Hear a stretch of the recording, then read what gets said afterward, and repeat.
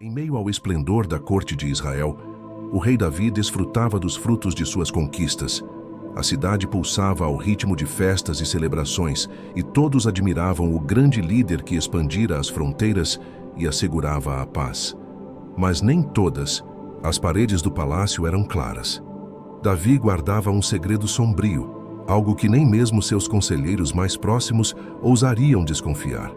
Era uma sombra que pairava sobre seu coração após o episódio com Batseba e Urias. Enquanto isso, Deus via cada detalhe e não poderia ignorar a injustiça cometida por Davi. Por isso, decidiu intervir, mas de um modo inesperado. Ordenou ao profeta Natã que fosse ao palácio. Natã não era apenas um mensageiro, era alguém respeitado por Davi e também sabia dos perigos de falar verdades ao rei. Mesmo correndo riscos, Natã preparou sua visita, carregando consigo coragem e uma história que mudaria tudo. Ao chegar ao palácio, Natã encontrou Davi em seu trono, cercado pela aura de majestade. O clima parecia leve, mas por trás do sorriso do rei havia certa inquietação. Natã foi recebido com cordialidade. Sem demora, pediu permissão para contar uma história simples, afirmando que queria ouvir o julgamento do próprio Davi sobre uma questão delicada ocorrida entre dois homens da cidade. Davi acenou, curioso. Então, Natã começou. Havia dois homens em uma cidade. Um era muito rico e possuía muitas ovelhas e gado. O outro era pobrezinho e tinha apenas uma cordeira que criara com tanto carinho que a tratava como filha. Ela comia do seu prato e dormia em seu colo. Não havia irmão mais próximo para aquele homem senão a pequena cordeira. O profeta continuou, dizendo que certo dia um viajante chegou à casa do homem rico. Querendo impressionar o visitante, o homem rico não quis sacrificar nenhum de seus muitos animais. Ao invés disso, tomou à força a única cordeira do pobre e a preparou para servir de refeição. A injustiça parecia gritante e palpável nas palavras de Natã. Davi ouvia atentamente, os olhos fixos no contador de histórias. Com cada detalhe, a raiva tomava conta de Davi.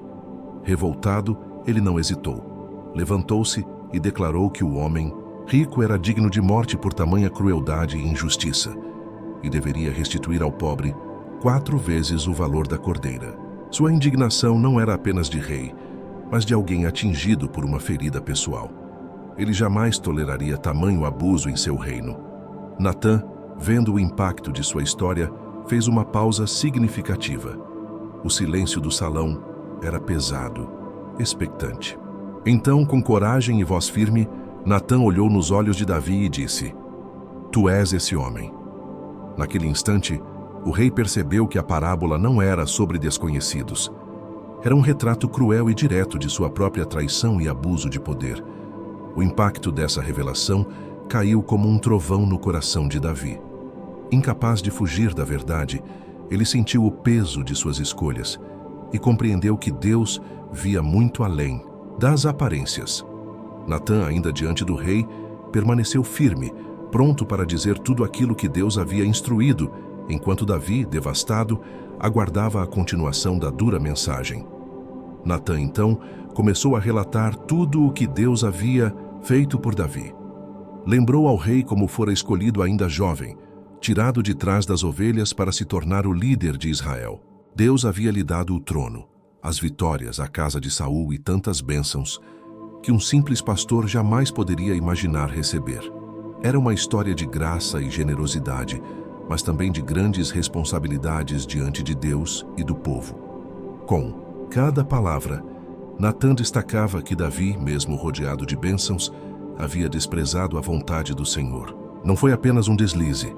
Davi usou sua posição para tomar a mulher de outro homem, Batseba, e arquitetar a morte de Urias, um soldado leal. O pecado, tão bem escondido aos olhos humanos, era escancarado diante de Deus e agora estava sendo exposto sem rodeios pelo profeta.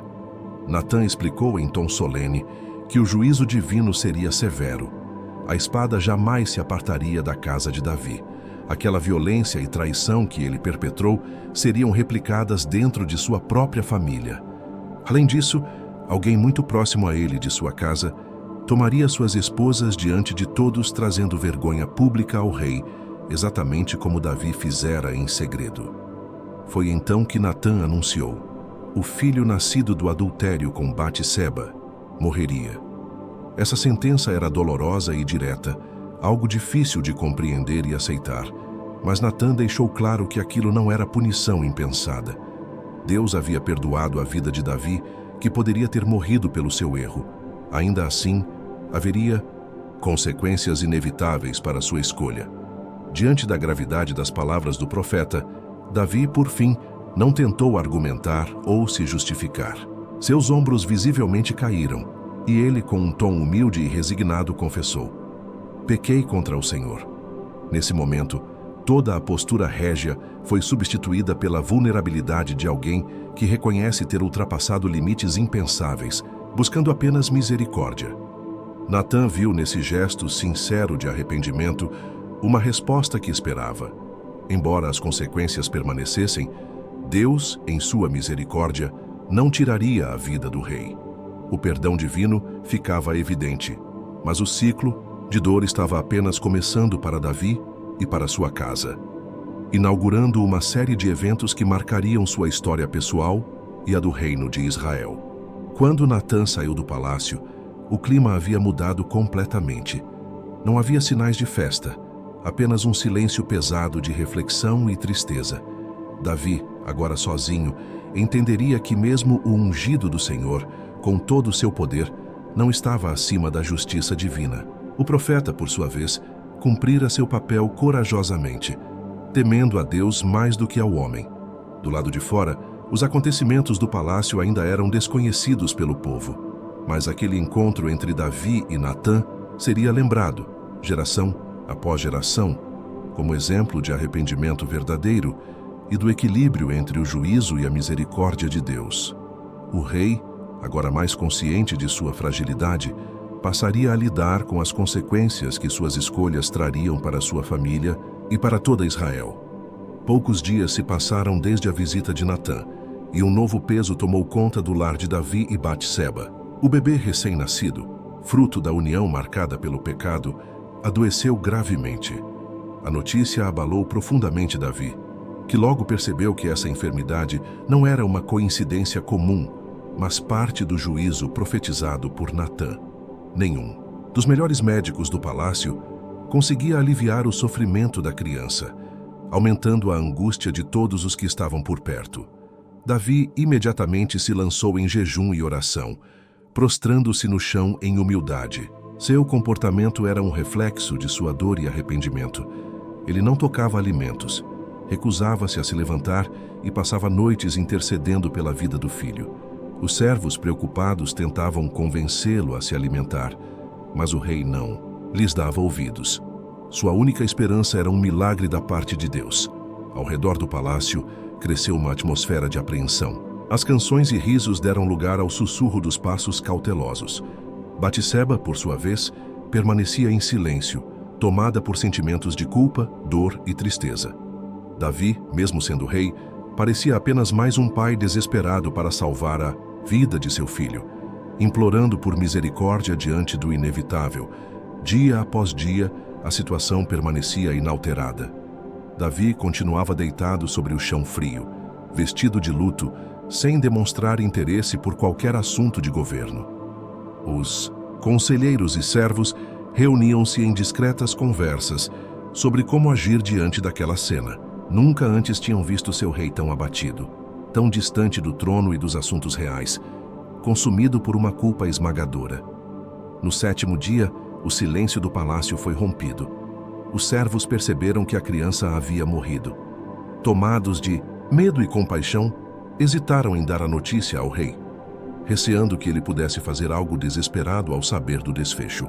Um deles, contudo, criou coragem e comunicou a Davi o falecimento do bebê sem rodeios, por não haver mais como esconder a verdade diante do rei. Davi, surpreendentemente, ergueu-se do chão, lavou-se e trocou de roupas. Ao contrário do esperado, não se desesperou. Dirigiu-se à casa do Senhor para adorar. Depois pediu comida e sentou-se à mesa. Os servos, confusos, perguntaram o porquê de sua mudança de comportamento, já que antes recusara alimento enquanto a criança estava viva e agora agia com serenidade após a morte.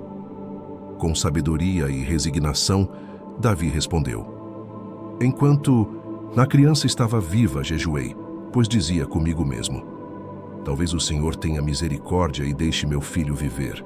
Mas agora que morreu, de que me serviria jejuar? Poderei trazê-lo de volta? Eu irei para ele, mas ele não voltará para mim. Suas palavras demonstravam uma aceitação surpreendente diante da perda, fruto de sua confiança no propósito soberano de Deus. A partir desse momento, ficou claro para todos que Davi havia aprendido lições profundas sobre responsabilidade, consequências e a graça divina. Mesmo marcado pela dor e a perda, o rei encontraria forças para seguir adiante, cumprindo sua missão à frente de Israel, ainda que com um coração transformado pelo arrependimento e pela experiência intensa que acabara de viver. Passados os dias de luto, Davi procurou Batseba, que também estava mergulhada em profunda tristeza pela perda do filho. Ele a consolou, buscando amparo mútuo em meio à dor. Dessa união marcada pela fragilidade e pelo novo começo, Batseba engravidou novamente. Desta vez, Deus olhou para o casal não com desprezo, mas com misericórdia, e nasceu um menino a quem Davi chamou de Salomão, nome este que carregava em si um significado de paz e restauração. Deus enviou novamente Natã ao palácio, mas dessa vez portando uma mensagem de esperança. O profeta anunciou que o Senhor amava aquela criança, fruto de uma história marcada pelo arrependimento e pela restauração. Por ordem do próprio Deus, Natã chamou o menino de Jedidias, que significa amado do Senhor. Salomão cresceria e seria conhecido não só pelo favor de Deus, mas também como símbolo da misericórdia que renova o destino dos que buscam o perdão. Enquanto isso, Davi recuperava aos poucos suas forças, retomando seu papel de líder do povo. Os episódios dolorosos do passado moldaram sua sensibilidade diante das próprias fraquezas e o tornaram um rei mais sábio e humilde. O povo pouco sabia dos detalhes que se passavam nos aposentos do palácio, mas a atmosfera fora transformada. A relação de Davi com Deus tornava-se mais íntima, marcada por sinceridade e maior dependência. Ainda havia desafios políticos e familiares pelo caminho. As consequências do pecado de Davi iriam se manifestar de outras maneiras ao longo dos anos, inclusive dentro de sua casa. Mas agora, a figura do rei já não era a de um homem invulnerável, e sim a de alguém que conheceu as profundezas do erro e do arrependimento, tornando-se exemplo de restauração para todo Israel. Entre as muralhas do palácio, Natã continuava seu trabalho como profeta e conselheiro, guiando o rei e ajudando-o a manter-se atento à vontade de Deus. O respeito mútuo entre eles aumentou, pois Davi jamais se esqueceria da coragem de Natã ao trazer a verdade, e do socorro divino que encontrara só após enfrentar a própria culpa de frente. Os salmos compostos por Davi em anos seguintes carregariam traços marcantes desse período. Orações sinceras, confissões profundas e súplicas por um coração puro. Suas experiências, especialmente as mais difíceis, serviriam de consolo e advertência para gerações futuras, fortalecendo a fé dos que buscam Deus apesar dos tropeços. Na trajetória de Davi, o episódio com Natã se tornou um divisor de águas, alterando não só sua relação com Deus, mas sua forma de liderar. Os ecos daquele embate permeiam até hoje as reflexões sobre justiça, arrependimento e misericórdia, inspirando todos que, em algum momento, precisam se confrontar com suas próprias falhas. Assim, a história de Natã e Davi permanece, através dos séculos, como um retrato vivo do poder restaurador do perdão e da verdade. Não por exaltar heróis perfeitos, mas por revelar dignidade possível até mesmo aos corações que caíram, desde que busquem humildemente por restauração.